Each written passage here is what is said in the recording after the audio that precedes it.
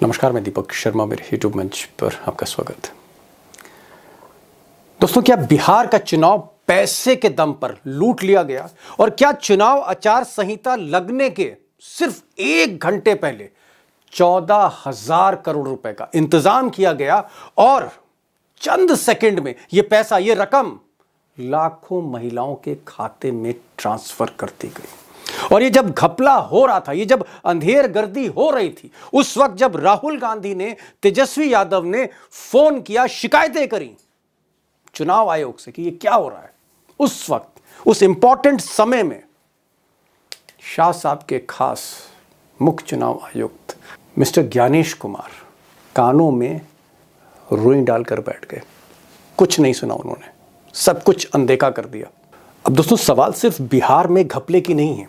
सवाल यह है कि लोकसभा चुनाव में झटका खाने के बाद 2024 में क्या गुजरात लॉबी ने अब ऐसा डिजाइन तैयार किया है, चुनाव जीतने का ऐसा डिजाइन तैयार किया है कि इस डिजाइन के रहते बीजेपी जहां भी लड़ेगी उसको हराना नामुमकिन होगा। जिस तरह से हमने हरियाणा में, महाराष्ट्र में बाजी पलटते हुए देखी बीजेपी के फेवर में, या दिल्ली देखा या बिहार देखा, क्या अब बीजेपी को हराना, चाहे वो कहीं भी लड़े, मुश्किल होगा? चाहे वो बंगाल हो ममता दीदी का, या फिर असम हो, या स्टैलिन का तमिलनाडु हो, जहां बीजेपी लड़ेगी वहीं जीतेगी। अभी आसाम में बीजेपी की सरकार बनेगी, बंगाल में बनेगी और तमिलनाडु में भी बनेगी। Watch my word. अब दोस्तों, बिहार चुनाव को लेकर विपक्ष ने और भी कई गंभीर आरोप लगाए। विपक्षी पार्टी जन स्वराज पार्टी, उसके बड़े नेता पवन वर्मा डिप्लोमेट रहे हैं, ब्यूरोक्रेट रहे, इनका यह कहना है कि जिस वक्त मोदी और नीतीश कुमार या मोदी और शाह को लगने लगा कि बिहार का चुनाव कहीं ना कहीं हाथ से खिसक ना जाए, उस वक्त ये 10,000 स्कीम बनाई गई थी। लेकिन दिक्कत ये आ रही थी कि बिहार सरकार की तिजोरी खाली थी, यानी बिहार सरकार के पास पैसा नहीं था। उनकी ट्रेजरी में करोड़ों रुपए का उस पर कर्जा था। और उस वक्त ये आरोप है पवन वर्मा साहब का, वो कहते हैं कि वर्ल्ड बैंक का एक लोन था बिहार के लिए, उस पैसे से 14,000 करोड़ रुपए डाइवर्ट किया गया। यानी जो पैसा विकास के लिए था, पुल के लिए था, अस्पताल के लिए था, उस पैसे को डाइवर्ट किया गया चुनावी स्कीम के लिए, एक रिश्वत के तौर पे। और ये पैसा महिलाओं के खाते में आचार संहिता से 1 घंटे पहले ट्रांसफर हुआ। 21,000 करोड़ वर्ल्ड बैंक से आए थे किसी और प्रोजेक्ट के लिए, जिसमें चुनाव के एन वक्त 1 घंटे पहले आचार संहिता के 14,000 करोड़ निकाल के 1.25 करोड़ महिलाओं को 10-10 हजार रुपए आवंटित। अब दोस्तों सोचिए, चुनाव आचार संहिता यानी मॉडल कोड ऑफ कंडक्ट लागू होने जा रहा है, चुनाव का नियम लागू होने जा रहा है, और उसके 1 घंटे पहले रिश्वत दी जा रही, 10-10 हजार रुपए महिलाओं के हाथ में। लेकिन चुनाव आयोग ने इस पर कोई आपत्ति नहीं जताई, कोई ऐतराज नहीं किया।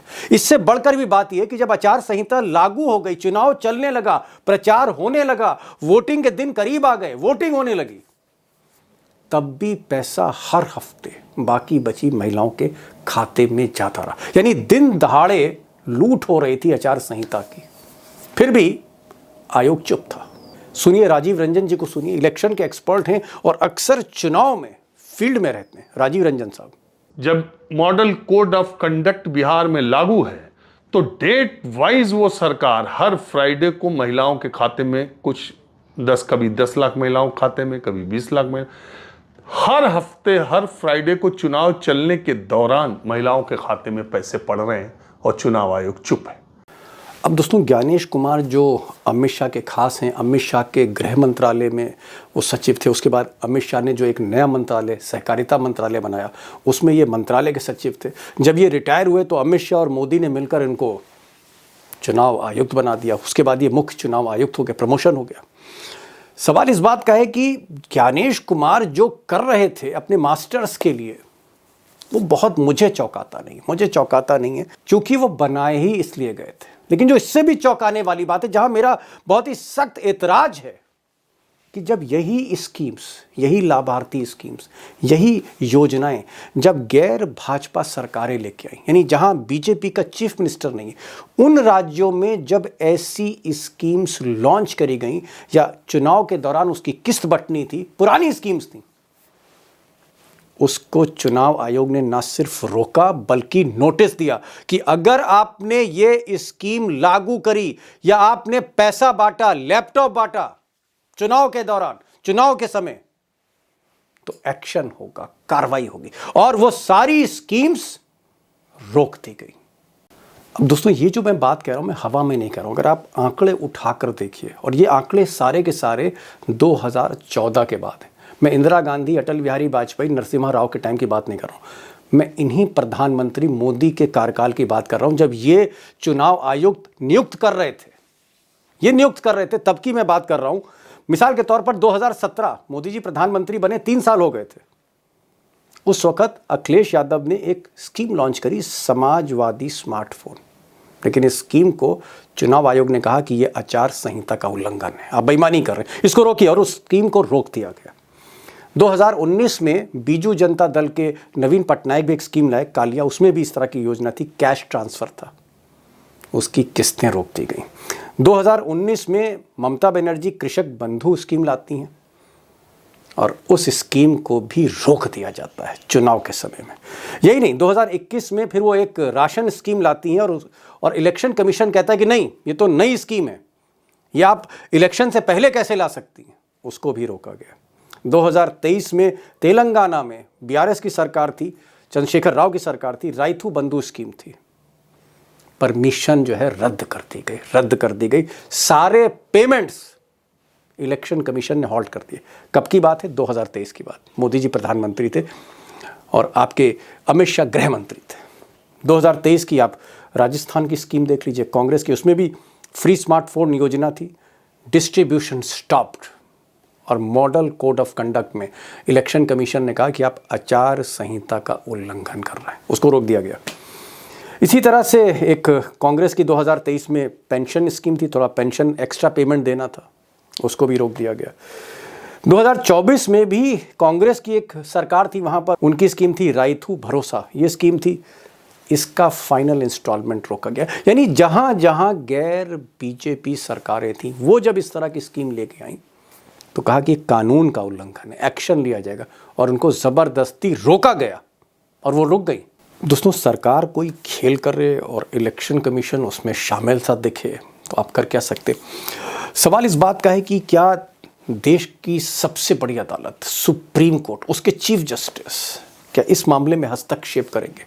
अगर खुलेआम उल्लंघन हो रहा है, कानून को ताक पर रख दिया गया, आचार संहिता को माना नहीं जा रहा एक पार्टी के लिए, तो क्या सुप्रीम कोर्ट हस्तक्षेप करेगा? कोई याचिका होगी? बड़ा सवाल है। क्या सुप्रीम कोर्ट अल्टीमेटली हस्तक्षेप करता है, दखल देता है? अब इस पर आगे बात करेंगे, लेकिन इससे भी बड़ा सवाल ये कि ये जो सारा खेल है, पर्दे के पीछे कैसे खेल रही थी गुजरात लॉबी, और गुजरात लॉबी के आने वाले चुनाव, बिहार तो निपट गया, आने वाले जो चुनाव हैं, बंगाल है, असम है, तमिलनाडु है, यहाँ पर क्या खेल होने जा रहा है, उत्तर प्रदेश में क्या होने जा रहा है। और आज इसीलिए मैंने अशोक वानखेड़े टाइगर को बुलाया, और टाइगर वैसे भी खुलकर बोलते हैं, बिना डर बोलते हैं।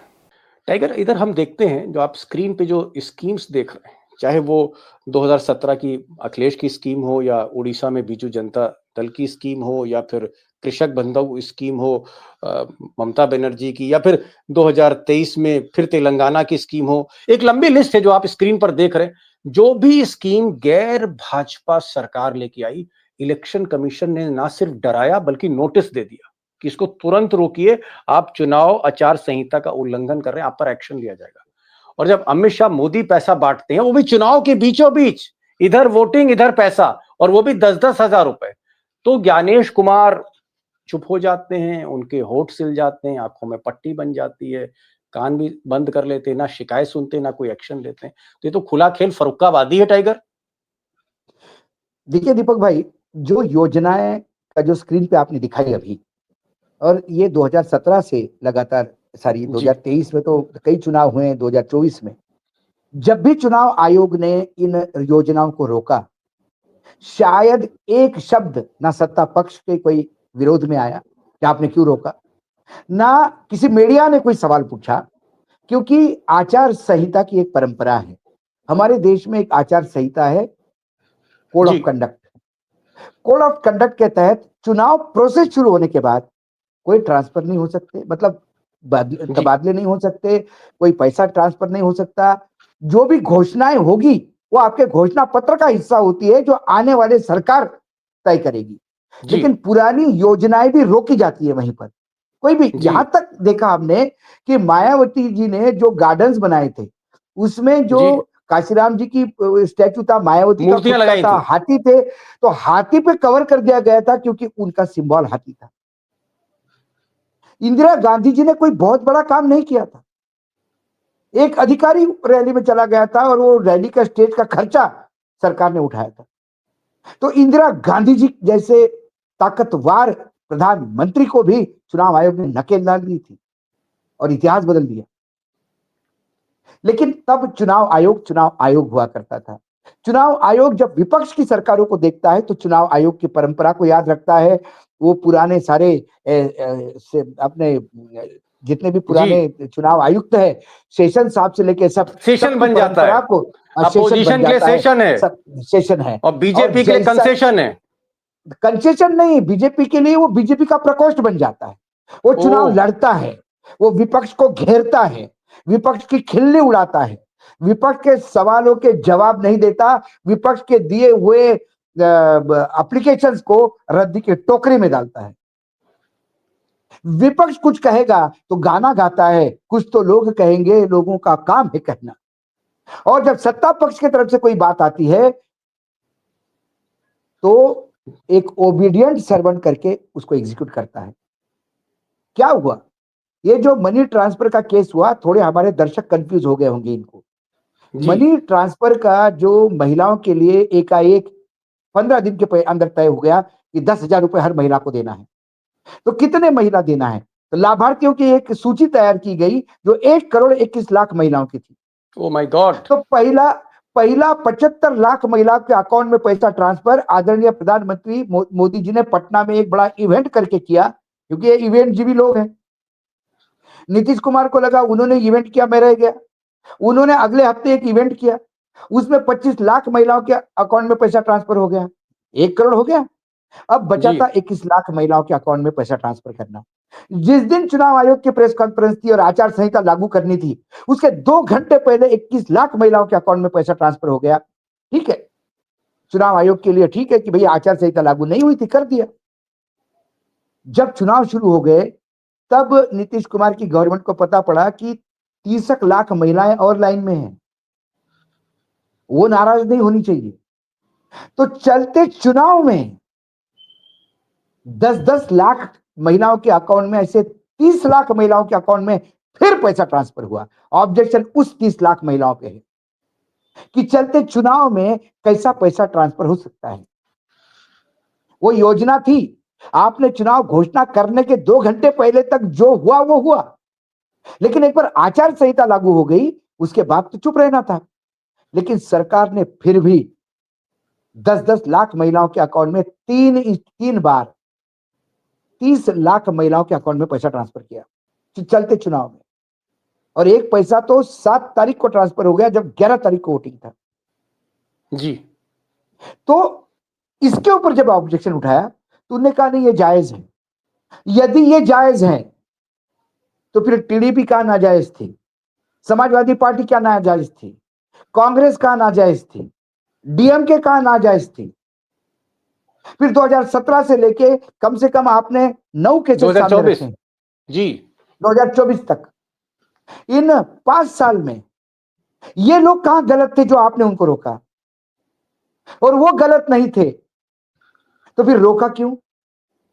और यदि वो सही आपने उनको रोका तो फिर बिहार में क्यों नहीं रोका? क्योंकि हर चीज के लिए बाप से परमिशन चाहिए। बाप ने कहा टॉमी रोको, टॉमी ने रोक दिया। बाप ने कहा नहीं टॉमी चाचा है, चाचा अंदर आ गए, टॉमी पूछ लाने लगा। ये यदि मैं कहूं तो किसी को लगेगा कि आप बहुत अवमानना कर रहे हो, लेकिन अवमानना उसकी होती है जिसका कोई मान हो, जो खुला राजनीति करता हो। और चुनाव आयोग का काम चुनाव कंडक्ट करना है, चुनाव लड़ना नहीं। यदि चुनाव लड़ाया जाता है, ये तो टाइगर आप क्या कहना चाह रहे चुनाव हैं? आयोग ने पूरी शब्दों की परिभाषा बदल दी दीपक नहीं भाई। आप क्या कह रहे हैं? पूरी शांतिपूर्वक किसको कहते हैं आप? शांतिपूर्वक उसको कहते हैं, लाठीचार्ज करने को शांतिपूर्वक कहते हैं। मेरे 35 साल के दिल्ली के वास्तव्य में और उसके पहले जो मैंने 5-7 साल इंदौर में पत्रकारिता की, मैंने कई चुनाव देखे, लेकिन किसी भी चुनाव के स्ट्रांग रूम के बाहर लाठीचार्ज होता हुआ नहीं देखा। मतदान के दिन लाठीचार्ज होता है, मतगणना के दिन लाठीचार्ज होता है, लेकिन स्ट्रांग रूम में मशीनें रखी है, बैलेट पेपर रखे और लाठीचार्ज हो जाए, ये हुआ है बिहार में। सारे रिकॉर्ड टूट गए। टाइगर टाइगर क्या ये एक तरह की अंधेर गर्दी है और ज्ञानेश कुमार जैसा इलेक्शन कमिश्नर किसी के भी साथ रहेगा वो चुनाव जीत जाएगा डंके की चोट पे? जहां ज्ञानेश कुमार वहीं जीत है। मैंने वही तो कहा आपको, ज्ञानेश कुमार ये जीत का ओटीपी है। ओहो, लोग कपड़े डिजाइन करते हैं, आज के डेट में सत्ता में बैठे हुए लोग नतीजे डिजाइन करते हैं। नतीजे डिजाइन होते हैं। हाँ, कि आप महाराष्ट्र का चुनाव देखिए नतीजे, और बिहार का चुनाव देखिए, आपको दिखेगा कि नतीजे डिजाइन होते हैं। महाराष्ट्र में क्या हुआ, बीजेपी ने और शिवसेना ने साथ में चुनाव लड़ा, उद्धव ठाकरे ने, लेकिन आंकड़े ऐसे आ गए कि उद्धव ठाकरे के बगैर सरकार नहीं बन सकती थी। उद्धव ने शरद पवार और कांग्रेस के साथ मिलकर सरकार बनाई, बीजेपी बाहर रह गई। बीजेपी ने शिवसेना को तोड़ा, एक इलीगल सरकार सुप्रीम कोर्ट के अनुसार चली 2.5 साल। उसके बाद जो नतीजे आ गए लोकसभा में, उसके बाद बीजेपी ने तय कर लिया कि लोकसभा जैसा हश्र नहीं होना चाहिए। अब एक सवाल डिजाइन कर, एक सेकंड, अब डिजाइन करेंगे। उन्होंने इस हिसाब से डिजाइन किया कि बीजेपी को इतनी सीटें आ गई कि ना बीजेपी के साथ एकनाथ शिंदे खेल सकते हैं, ना बीजेपी के साथ अजित पवार खेल सकते हैं, ना अजित पवार एकनाथ शिंदे और सब मिलकर भी सरकार बना सकते हैं। ओह, ऐसा ही इन्होंने किया। इन्होंने इस बार बिहार में नीतीश कुमार को ठिकाने कर दिया। नीतीश कुमार की जो परमानेंट एक व्यवस्था थी पिछले 20 साल से, आप नहीं मानोगे तो मैं उधर चला जाऊंगा, क्योंकि जिधर नीतीश कुमार उधर सरकार। आज नीतीश कुमार के बगैर बीजेपी सरकार बना सकती है। आज महाविकास जो गठबंधन नीतीश कुमार को एक तरह से कैद कर दिया। अब गठबंधन के पास इतना नंबर भी नहीं कि नीतीश उनके साथ जाते सरकार बन जाए। एक लास्ट सवाल बीजेपी जो चाहेगी वही होगा। बीजेपी ने यहाँ पे अपना नंबर बढ़ाया, महाराष्ट्र में 130 पे ले आई। जो पार्टी, इमेजिन करिए, 48 में से सिर्फ 9 विधानसभा, 9 लोकसभा जीत पाई, और टोटल कुनबा 17 लोकसभा, 48 में से 17 लोकसभा। वो पार्टी जिसको 9 लोकसभा मिली, वो विधानसभा 3 महीने के अंदर 130 पहुंचती है। It was design. गजब है। नहीं टाइगर, मैं एक चीज पूछना चाह रहा था, जैसे अभी पवन वर्मा है, ब्यूरोक्रेट हैं, जनसुराज पार्टी से जुड़े, उन्होंने कहा कि भाई आचार संहिता लागू होने से 1 घंटे पहले जब शॉर्ट ऑफ फंड्स की जब कमी हो गई, तो उनका ये आरोप है, मेरा आरोप नहीं, उनका आरोप है कि वर्ल्ड बैंक का जो पैसा बिहार में आया था 14,000 करोड़ रुपया, जिससे पुल पुलिया अस्पताल वगैरह बनने थे, उस पैसे को, लोन के पैसे को डाइवर्ट कर दिया इस स्कीम में। क्या आपको लगता है, और अभी तक इस पे सरकार का कोई जवाब नहीं है, क्या आपको लगता है कि मतलब चुनाव आयोग आंखों में पट्टी बांध के बैठा है और मतलब जरा सी भी, जितना भी गड़बड़ अमित शाह कर दे, मोदी कर दे, कोई असर नहीं है उसकी खाल पर? दीपक भाई, मुझे सिर्फ आप 2 मिनट दे दीजिए, क्योंकि आपने बहुत वैलिड सवाल उठाया कि ये पैसा वर्ल्ड बैंक का कैसा ट्रांसफर किया। ऐसा उनका एक आरोप है। वर्ल्ड बैंक से 21,000 करोड़ रुपए आए थे, उसमें से 10,000 करोड़ रुपए इस फंड में जोड़ दिए गए। ये एक आरोप है।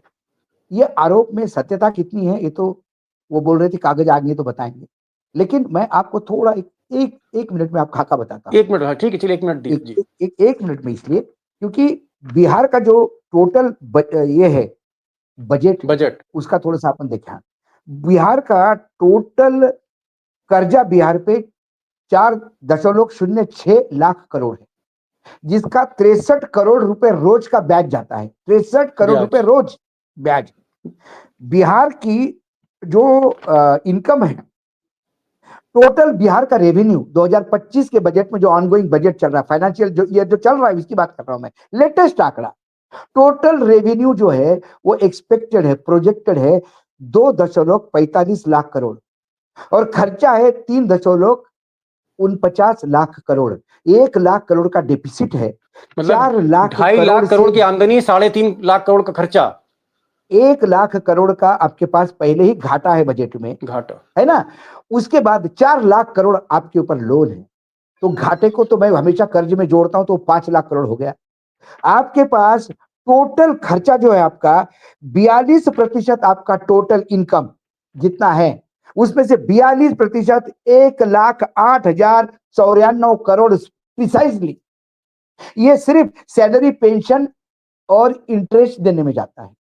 बाकी जो 48% आप जो 42% जाने के बाद जो 58% बचता है, उस पे आपको पूरा प्रदेश चलाना है, विकास ओहो, करना है। आप मतलब दीदी का बाजा दीदी को बजा जो है पैसा, तिजोरी का, तिजोरी का तिजोरी लुट बाजा चुकी बजा है। है सर। अभी आप पैसा कहां से देंगे मुझे समझ में नहीं आता। जिसका बजट ही 3 लाख करोड़ के आसपास का है, वो आदमी कहता है कि मैं 2 लाख करोड़ और 2 लाख रुपए हर दीदी को, हर महिला को दूंगा 10,000 जी, के बाद। 1 करोड़ महिला को भी दिया तो 2 लाख करोड़ हो जाता है। 3 oh my lakh God. Crore 60,000 का जिसका बजट है, 3,60,000 करोड़, उसमें से यदि आप 2 लाख करोड़ दीदी को, महिलाओं को देंगे, तो 1 लाख करोड़ में आप करोगे क्या? क्योंकि 1 लाख करोड़ तो खर्चा ही है। आपको पेट्रोल के लिए पैसा नहीं होगा मंत्री के। ये वस्तु स्थिति में आंकड़े चलिए, सरकार के बता रहा हूं, बिहार टाइगर सरकार के टाइगर आंकड़े मेरे नहीं है। मैं समझ गया, तो मैं समझ गया, आपने इसमें पूरी इस इसमें पूरी इंफ्रास्ट्रक्चर क्यों नहीं है बिहार में? उप मुख्यमंत्री सिन्हा गए और सिन्हा को लोगों ने गोबर फेंक के मारा। क्यों मारा? क्योंकि उस गांव में कीचड़ी कीचड़ था, चलने को जगह नहीं थी। और रोड समझ मांग गया। रहा है, गांव 20 साल से नहीं मिल रहा। कहां से देंगे साहब? जो नहीं नहीं, केंद्र से फंडिंग आता है इंफ्रास्ट्रक्चर का, उससे जीविका दीदी को पैसा दिया जाता है। समझ गया, मैं समझ गया। जिससे जिससे सड़कें बननी है, स्कूल बनना है, दवाई आनी है, अस्पताल बेहतर होने। एक आखिरी में सवाल कर रहा हूं, एक लाइन में जवाब दीजिएगा। क्या चुनाव आयोग अगर राहुल गांधी को दे दिया जाए आज की तारीख में, और अमित शाह की तरह सारी फैसिलिटी मिले, तो क्या कांग्रेस हरा सकती बीजेपी को? क्या आपको लगता है कि चुनाव 400 आयोग पार, जो 400 पार। ओ माय गॉड, मुझे डिजाइन ही मतलब करना है ना। तो 2029 में बीजेपी 400 पार आएगी। अभी आसाम में बीजेपी की सरकार बनेगी, बंगाल में बनेगी और तमिलनाडु में भी बनेगी। Watch my word. ओके, चलिए। टाइगर बड़ी बात कह रहे हैं। उन्होंने एक आखिर में कहा कि अगर ज्ञानेश कुमार राहुल गांधी के लिए काम करने लग जाए तो कांग्रेस भी 400 पार हो जाएगी 2029 में, ये वो कह रहे हैं।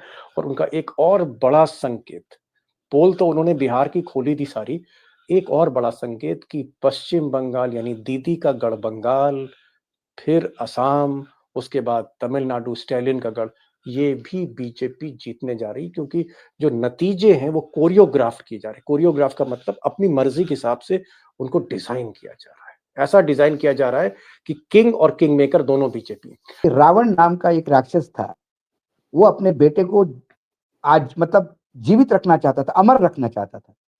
तो उसने पूरा जग जीत लिया था, तो उसने ग्रह की पोजिशनिंग की थी कि मेरा बच्चा पैदा होने वाला है, ग्रह ऐसे पोजीशन पे बैठे कि कुंडली में उसको मौत ही नहीं आए। कहते हैं राहु ने पोजीशन बदल दी तो वो मर गया। तो आज के डेट में ऐसी ग्रह की पोजीशन बना बना के चुनाव ओके होते हैं आज। ओके, दीपक भाई, चलिए। ये याद टाइगर रखिएगा। टाइगर आपकी दिलेरी को सलाम, और आप आए और नहीं, आप आते रहिए। Thank you so much, thank you so much.